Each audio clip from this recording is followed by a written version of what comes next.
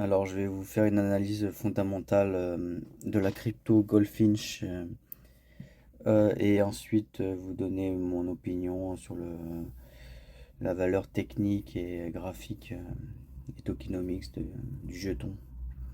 Donc, Goldfinch et le jeton GFI est un projet de finance décentralisée DeFi qui se distingue par sa capacité à offrir des prêts sans exiger de garantie en crypto. Voici une analyse détaillée. C'est un protocole de crédit décentralisé qui permet aux utilisateurs d'accéder à des prêts en utilisant des garanties hors chaîne plutôt que des cryptos. Ce modèle vise à résoudre le problème de la sous-collatéralisation en utilisant un système de consensus basé sur la confiance pour évaluer la solvabilité des emprunteurs. Donc les fonctionnalités clés du système Goldfinch, c'est des prêts sans collatéral crypto, donc aux emprunteurs, qui permet d'utiliser des actifs traditionnels et des revenus comme garantie, rendant le protocole accessible aux marchés émergents où les cryptos ne sont pas couramment utilisés. Une gouvernance décentralisée. Le protocole est gouverné par une organisation autonome décentralisée, DAO, où les détenteurs de GFI peuvent voter sur des propositions qui influencent la direction du projet.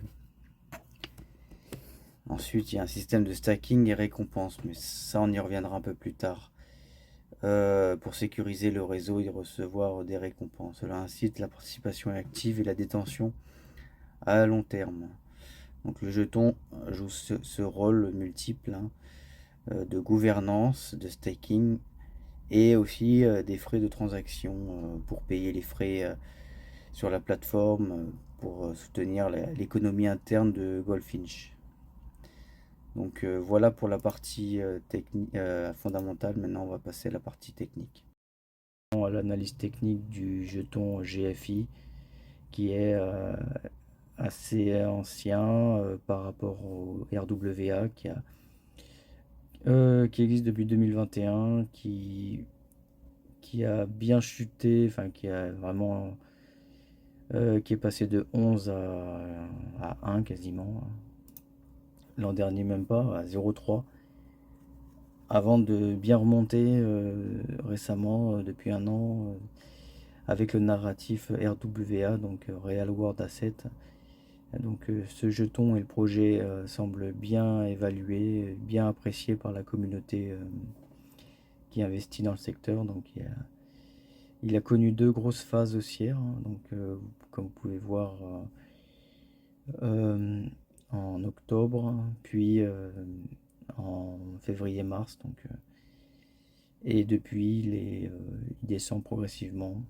Et c'est compréhensible. Là, vous pouvez le voir sur la market cap aussi, qu'il est inflationniste. Parce que vous voyez que la market cap, la capitalisation augmente en fonction du temps, même si la valeur du jeton ne progresse pas.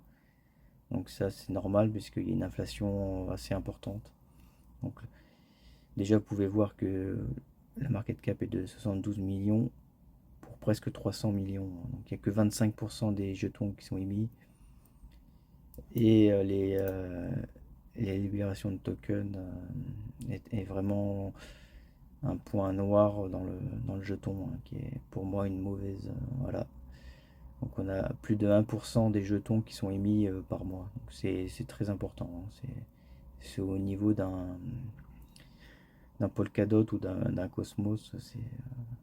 C'est assez rédhibitoire pour un investisseur, même si ça aura tendance à plafonner à partir de l'année prochaine. Et il y a un maximum quand même. Mais c'est pas forcément une bonne chose, surtout qu'on voit que c'est l'équipe qui prend la bonne part du gâteau là. Les Orly et Future. Et également, voilà, donc les early adopteurs, ceux qui ont investi au départ là, donc et il y a aussi une partie de stacking, j'imagine. Non, c'est pas évoqué, mais ça peut-être que vous pourriez le chercher par vous-même. Et il n'y a pas de staking dans l'allocation qui est présentée. Mais l'inflation est très importante, ce qui est pas un bon point, même c'est un très mauvais point. Et la liquidité vient beaucoup de Coinbase puisque c'est euh, présent sur cette plateforme. Il y a pas sur Binance, mais sur Coinbase, ça c'est important, hein, dans le top 3 des plateformes. Donc c'est considéré comme un jeton intéressant en tout cas pour investir, hein, puisque les fondamentaux semblent être appréciés, parce que normalement il aurait dû chuter beaucoup plus, hein, au vu de son inflation. Néanmoins, s'il n'y a pas une phase globale de hausse sur les cryptos, ce jeton va continuer de baisser, hein, même s'il sera considéré comme intéressant, mais il va quand même continuer de baisser. Euh, S'il n'y a pas un inversement de la tendance. Voilà, c'est à peu près tout. Vous pouvez voir aussi, hein, l'inflation, voilà. Donc depuis le départ, donc on est la capitalisation est au niveau quasiment au niveau de départ, mais pas le jeton. Voilà, bon, c'est un asset, si vous voulez investir dans le secteur, c'est peut-être un des assets à considérer quand même, mais il faut timer, faut choisir le bon moment pour y investir sûrement. Voilà.